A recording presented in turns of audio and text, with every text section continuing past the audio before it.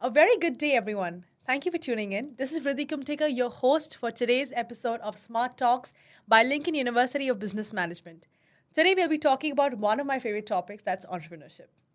Entrepreneurship is the art of turning innovative ideas into profitable business.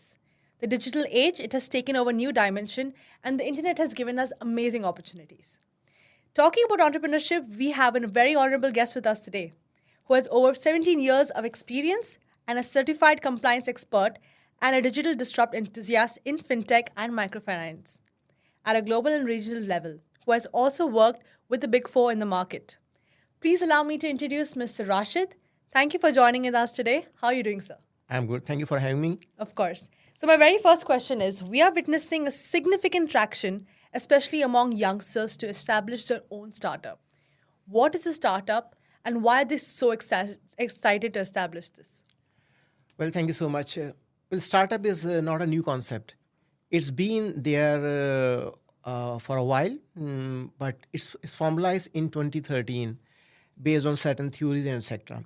But what I personally believe is every venture, the starting point is a startup. So when they start any venture is a startup. The only difference is after 2013, the definition or the concept of startup is being formalized. Now, based on the new criteria, as I mentioned earlier, introduced in 2013, any new venture that has an idea at an ideation stage, number one, that is more important characteristic. If your business model is completely developed, you do not fall in the criteria of startup. So if you are at an ideation stage, one important characteristic. Second is you may have funding available, or you may relying on funding of any other investor. So this is again very important. So number one is you are at ideation stage, you have limited funding or no funding available, but still with this, you can inspire your investors, you inspire with your consumers, you can sell your idea. Right. This is called a startup. So companies, if you see, there are so many companies already established in the market, they are not a startup. Uniqueness of idea is really very important. Third important characteristic of startups usually in this world is tech savvy. If you are tech savvy, Right. if you are relying on technology, because technology you can use to scale your business very quickly, fast. Whatever the industry, whatever the sector you see, definitely you see some involvement of technology. So startup is number one, tech savvy. Number two, you have funding, you don't have funding available, you are relying on investors' funding. And third is you have a unique idea. This is called a startup. Wow. The second part of the question is really interesting. Right. Because why it inspired youngsters and university grads like yourself, let's Like suppose. me, exactly. Like yourself. Yeah. So someone asked me, what exactly the starting point? Why startup, the concept of startup inspired? People may have different views. My personal view is it is about ownership of what you want to do. Because youngsters, I'll give you one example. There is a research from US. Mm-hmm. It's a recent research. According to this research, 60% of teenagers, they want to start their own business or a startup. They do not want to work a typical 9-to-5 job, working for a multinational. So slavery, breaking the chains of slavery is another important. But this is not the only reason. Contribution, the third important. Absolutely. Contribution, what you know, what you can contribute is really important. Because in my 17 years journey, what I really enjoyed, I consider myself successful, is whatever I developed is still there. So contribution, freedom, and ownership. This is the essence of startup. It's not about money. It's not about you need to earn money. If this is your intention to earn money, you may have other options available. Startup is operationalize your ideas, implement your ideas, and see the success.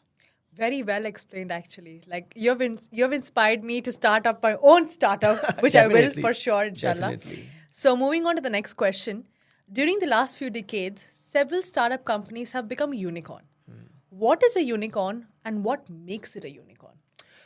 Yeah, it's interesting question because Again, in business world, there are certain standards already set. There are standards not set, but it is generally accepted rules to explain something. Now, unicorn is the way it is generally understood is any startup. It should be a startup. It is really important. Right. If you are talking about a unicorn, the starting point is a startup. Every unicorn, the starting point is startup, and then they progress definitely.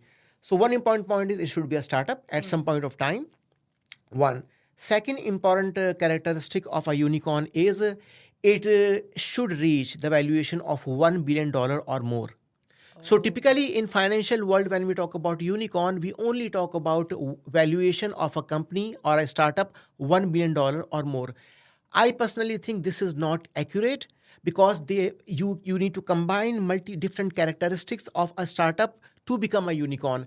Just based on $1 billion valuation, you cannot become a unicorn. So one important thing is you should be a startup at some point of time. You reached a valuation of $1 billion. And the third very important characteristic is you are not at IPO stage, not gone public. Can I know what that means? So it is initial public offering, Okay. stock exchange, Okay. market. Right. So you haven't reached to a stage where you go for IPO because IPO is the last stage of a startup journey because this is your exit point. It means you are exiting from a startup. Okay. So you should not reach there. Now, it is really important to understand. It means if you are not at the stage of IPO, where exactly you are mainly relying on investors, private equity. One investor, two investor, all multiple investors. You have equity of investors, private investors, you are still private. You are not at IPO stage. So this is important consideration. And the fourth one is tech savvy. So if they are tech savvy, it's really important. If you have private equity, you have not crossed 10 years. It is again one important consideration. So if you cross 10 years, so typically based on the standard and criteria, you do not fall in the criteria of a unicorn.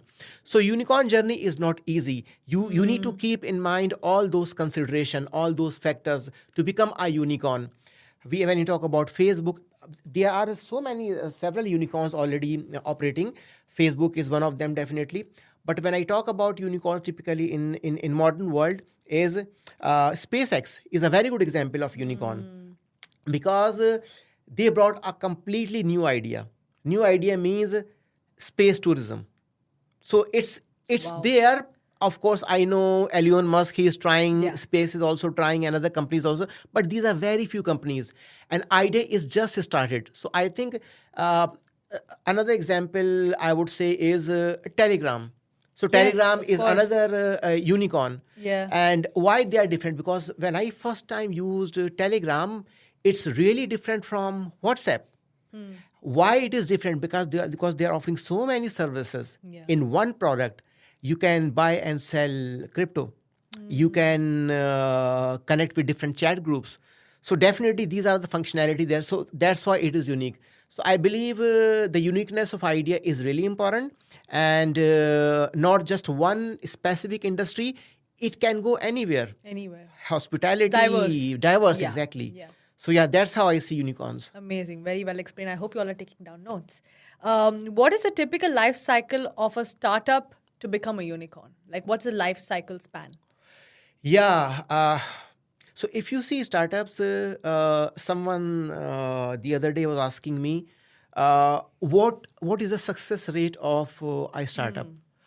I think I don't have statistics at the moment with me right now, but what I think is 95% failure of a startup. And what is the reason?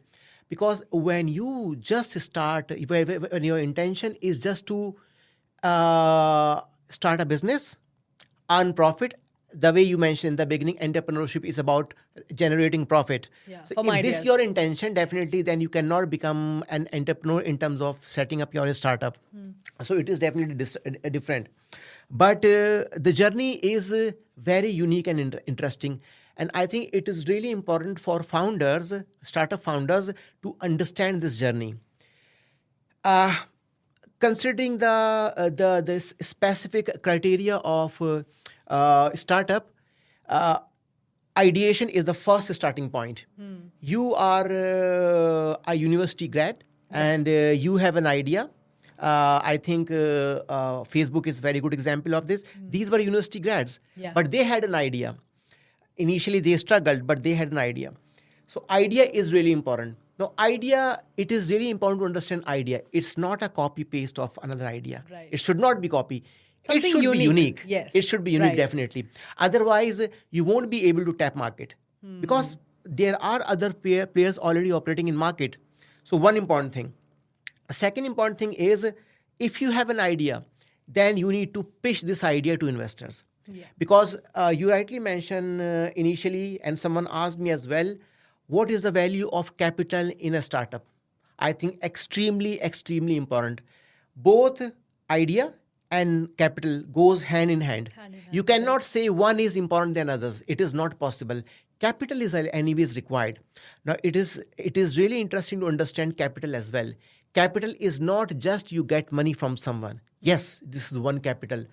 Another form of capital is your investment in terms of your efforts. Yeah. You can go work for a multinational company, but you are sacrificing your income, your earning to work for a multinational company to an idea that no one knows. Exactly. So it means this is also capital. Intellectual capital is also really important. There are several forms of capital. So the second important, and as I mentioned, the starting point is idea, definitely. But you need to pitch your idea to get necessary capital. It could come from your own pocket. It could come from investors. Initially, investors' psyche is they want to see value in idea.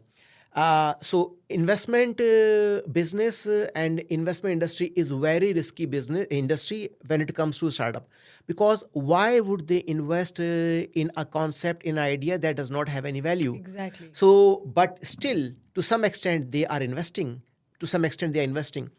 So, second important step is definitely funding.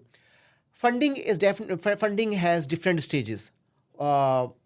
Seed funding round, and then you have Series A funding, then you have Series B funding, then you have Series C funding. It depends what level you reach.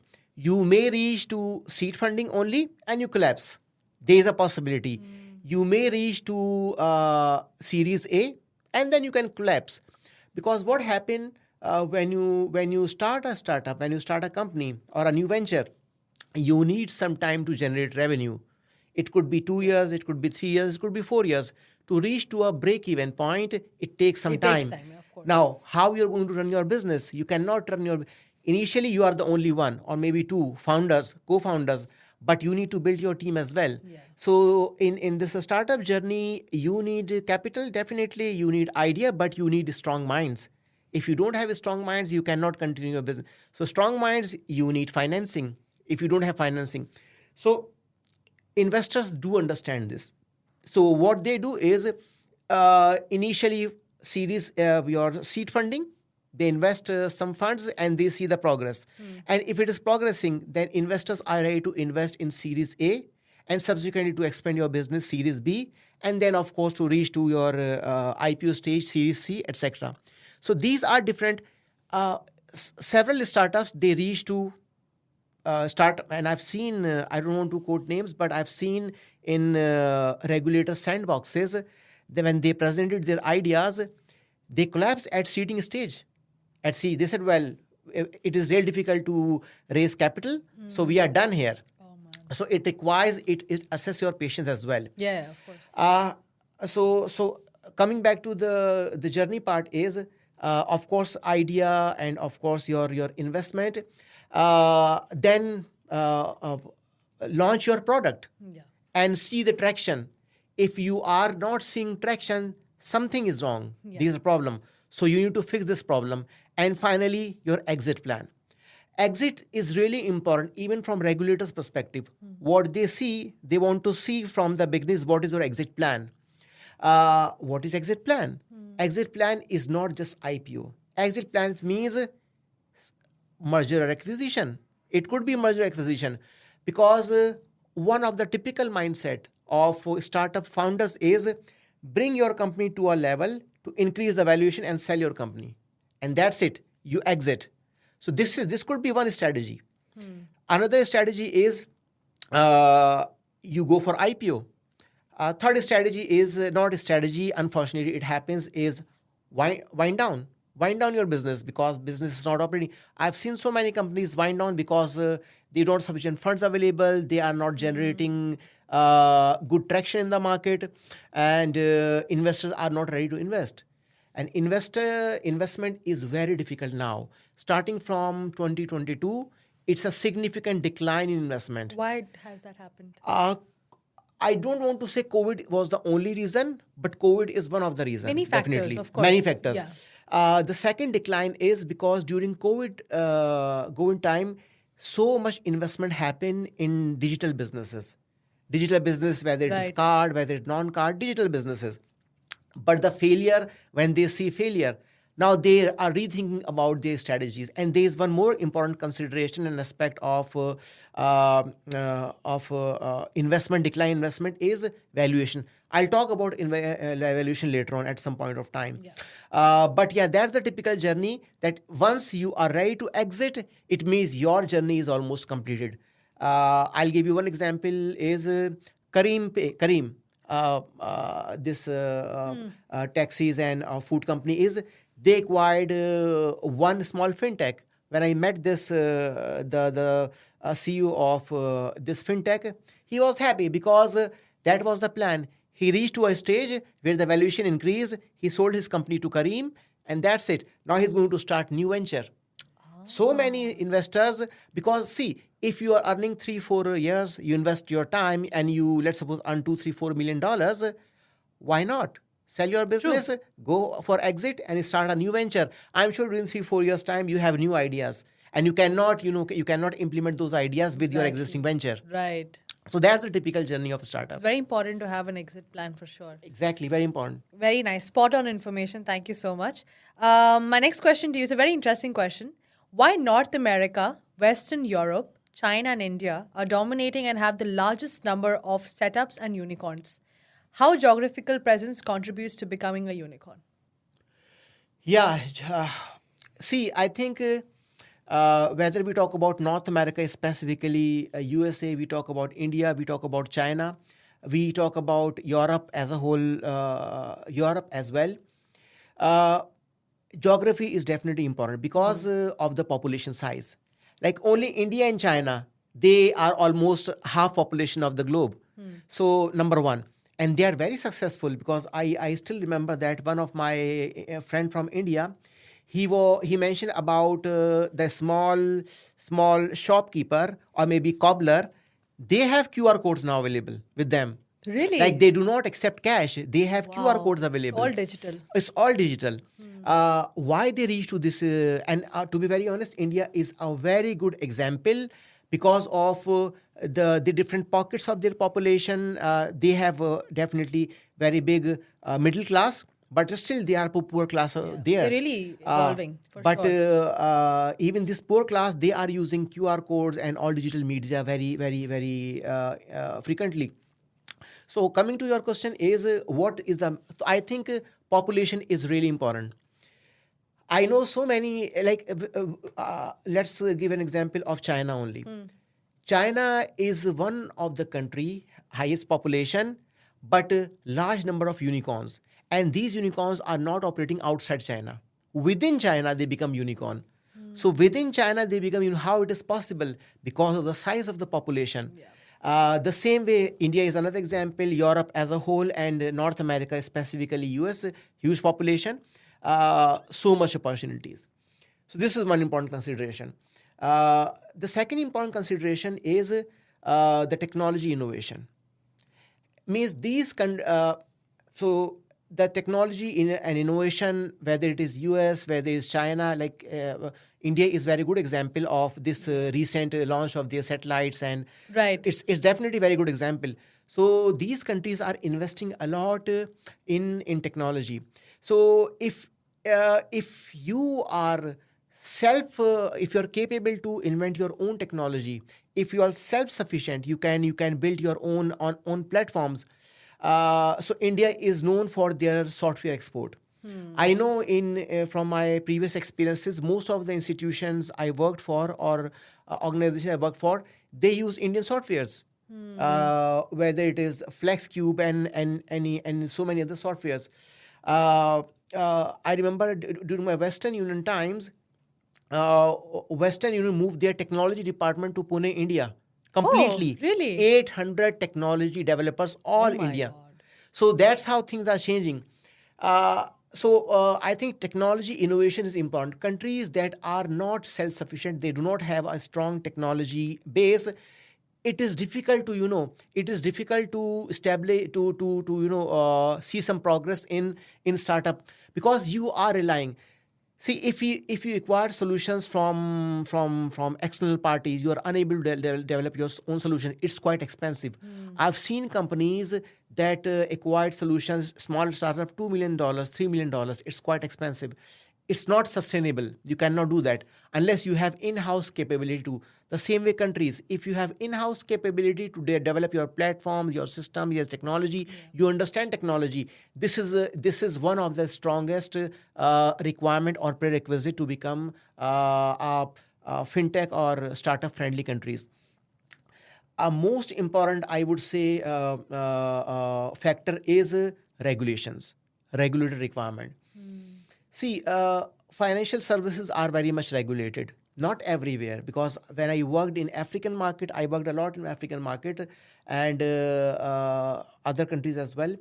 I've seen few jurisdictions that are very good in terms of introducing new regulations and legislations, but not everyone, because uh, technology innovations comes with risk.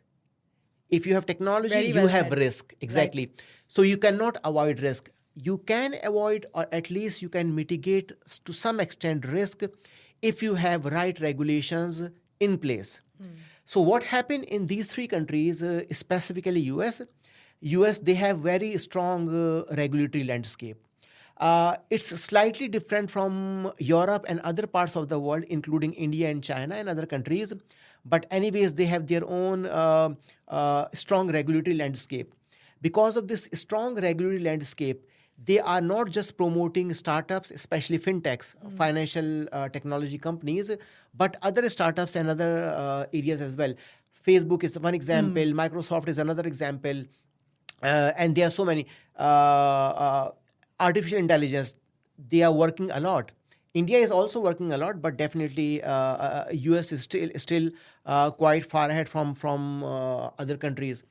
So from regulatory perspective, US is, although they are little bit behind from other jurisdiction, for example Europe.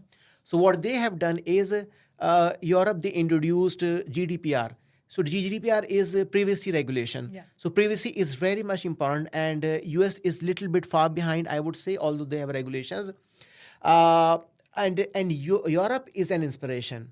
Europe is an inspiration for other countries, for example, other regions, for example, Middle East.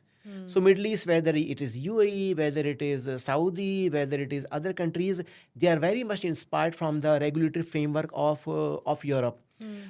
So if you have a strong regulatory framework, definitely you can promote your startups. If you don't have a regulatory framework, and I'll give you one interesting example. So I mentioned earlier about sandboxes. Yeah. Now, what exactly sandbox is? So sandbox is a testing lab to test your unique idea. Unique idea Okay. test by the regulators.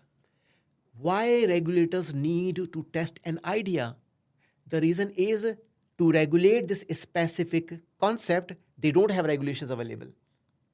So if the idea is very new, you don't have set of regulations available that regulate this service or product. Then what they do is they bring those new concepts or ideas into their sandbox, and they want them to test it. Not so it is learning not just for the company startup, but for regulators as well. So regulators learn. uh, Regulatory sandbox or incubators, it is very well progressing now. Like almost every country, they have either regulatory sandbox, most of the countries, or private incubators. So if If regulator is unable to establish their own sandbox, they are getting support from private incubators or accelerators who can help them, to at least improve the ideas, to test this idea. And so UAE is at the forefront. They have very strong sandboxes, not just central bank, but DFSA, Dubai Financial Service Authority, and FSRA, ADGM as well. Saudi, they have their own sandbox, and Qatar, they have their own sandbox. So sandbox is a concept where, because what happened in the past few years back, if you go and if you want to offer a service, and regulators, they do not have any regulations that may regulate or govern those activities, they flatly refused you. You cannot offer this service because definitely we don't have regulatory support available. But now the mindset of regulators changed, quite flexible, quite open now. So sandbox is definitely a very good example. So I think these are the few important consideration why US and China are progressing, because they have sandboxes, they have strong regulations, they have technology, they have population, and so I think these are the main reasons. Geography and these countries are very much successful. Wow, very, very, very well explained. So coming to my next question is, what are some of the risk startup businesses may expose to that is heading to becoming a unicorn? Oh, I think it's never ending. oh my God! So it's very important question. Why a very important question? Because as I mentioned earlier, I don't have statistics, but 95% failure is why. Why a failure? You do not start your own startup or ventures to fail. Yeah. Definitely, you have ambitions, you have ideas, but something is lacking. Something is lacking. What is this? Something is lacking. Something is something. Yeah, exactly. True. So this something is, and unfortunately, the founders I met, and I always ask those questions. What is your plan to make your company a startup successful? What is your plan? Usually, they have ambitions, but they don't have a plan. So ambitions won't help you much unless you have a plan. And what is plan? So what happened? They want to sell their idea, but sell their idea. How exactly you are going to operationalize this idea? What plan do you have? They don't have a plan. Founders or people who establish their own startup, I've seen some challenges with them. One of the challenges is they don't have strong teams. They believe because they have an idea, they can implement this idea successfully. This is wrong. This is completely wrong understanding and view. Definitely you have an idea, but to operationalize or materialize this idea, you need a strong team that have a strong skill set. If you want to fly an aeroplane, being a pilot, you cannot fly an aeroplane unless you have a ground staff available. You have technicians, you have radar operators, they help you to operate this flying a plane. The same way, startup companies, if you don't have a strong technology team, I'm not saying a big team, maybe 1 or 2 persons, those who are specialized in technology development, they really understand technology, the dynamics of technology, the requirements of technology. If you don't have a strong finance person, so because what startup founders usually think is, if they can exaggerate numbers, if they can do unrealistic projections, this may inspire an investor. It may, but it will not you become successful, because you don't know what's your financial activity. You have significant burn rate. Your burn rate is very high. You're burning your funds very quickly, and you don't know. You don't have complete picture. You don't know where to control. So strong finance team is again very important. Compliance. You are expert of an idea, but you are not expert of compliance. So you need to make sure that you make your regulator happy, you are compliant with the requirement. Recently, one of the startup in UAE, they are in the market. It's been a while. A few $1 million penalty. Few $1 million penalty they just got. Imagine a startup got Oh few my $1 million God. penalty. Why? Because they were not compliant with the regulatory requirement. Initially, in the beginning, regulators were quite relaxed. Okay, because you're a startup, you are keep doing. But at some point of time, you will be held accountable of any. I'm not saying wrongdoing, but Of course. oversight. Let's say Yeah. it happens. Definitely. So your strong team is very much important to make your start. So this is one of the risk founders usually ignore. They say, "Fine, I'm like for example, I met one founder and I asked them, can I meet your technology team? He said, I'm the technology. I said, can I meet your finance team? I'm the finance. Can He's you like, meet everything is all everything?" him. Yeah. Exactly. And I see this startup is very close to its failure now. Oh. So that is the Right. thing you need to, because see, you are not the only you have mind, you have idea, but you need to use other minds as well. This is a second important thing. Reason of failure. And third important thing is, and unfortunately what happened, this approach unicorns usually use to show exaggerated numbers, unfortunately. Valuation. Valuation is a very tricky area. Valuation is very tricky area because unfortunately there are different methods and models available, but either it is not as per market standards or requirement, or maybe it is not being followed by investment companies or founders. So if I come to you, I say, what do you think? What is the valuation of your company? You can give me just number, 5 million, 10 million. What's the basis of this number? There is no basis of this number. Unless you have fundamentals ready, you have your calculations ready, you are using some model for your company valuation. If you don't do this, you can give an exaggerated number to anyone. People may agree, investors may disagree. It depends. It depends on the investor. It depends on their interest. On the other hand, investors. I'm sometimes little surprised. Investors really do not. Sometimes, not always. Sometimes they really do not follow a standard approach for the company valuation. They rely on what the founders are saying. They rely on this. This is wrong approach. So what happened? Probably you can pass your seed funding round. Maybe you can pass your Series A. But subsequent to that, any new investor, they will want to see valuation. And I've seen cases where initially these founders they put valuation $100 million, and then subsequently at Series A or Series B, the valuation was significantly reduced. So this is important point is you need to have a very fair valuation of your. This is another important risk, and definitely see ethics.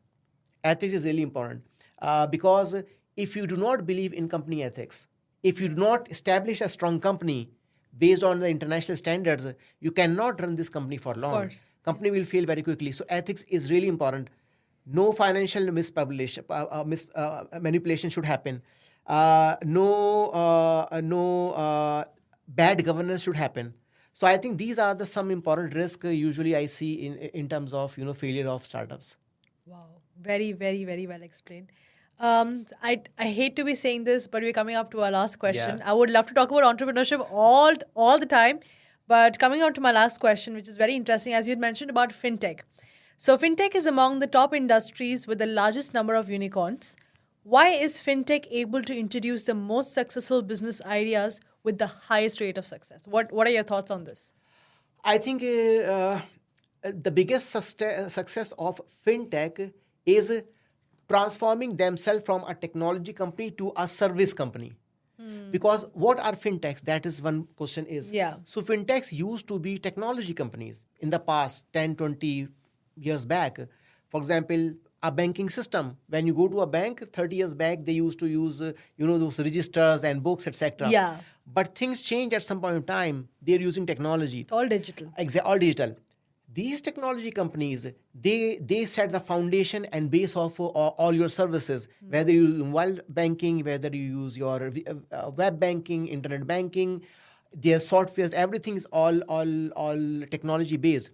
When these companies realized that, wow, these institutions are significantly relying on us and generating high profits, why can't we offer similar services?